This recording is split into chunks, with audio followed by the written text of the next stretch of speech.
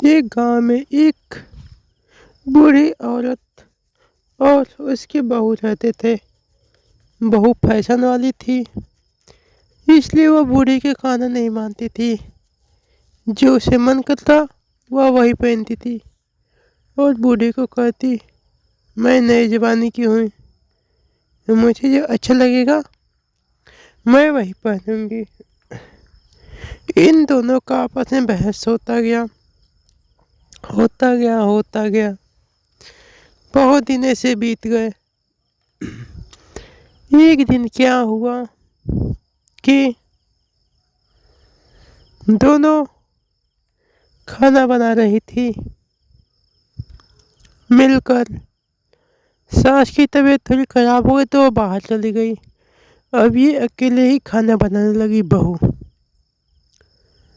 क्या होता है, जहाँ खाना बना रही थी वही मोबाइल पर यूट्यूब वीडियो देख रही थी।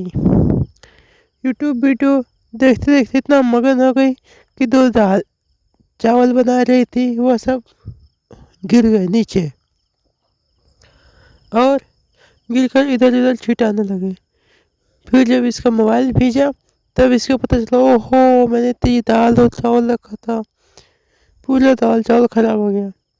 फिर सास कुछ देर बाद आई तो उसने बोला, क्यों करम जली, तू ये क्या कर दी, मेरी सारी अनाज मिट्टी मिला दी, हाँ अब हम क्या खाएंगे बता।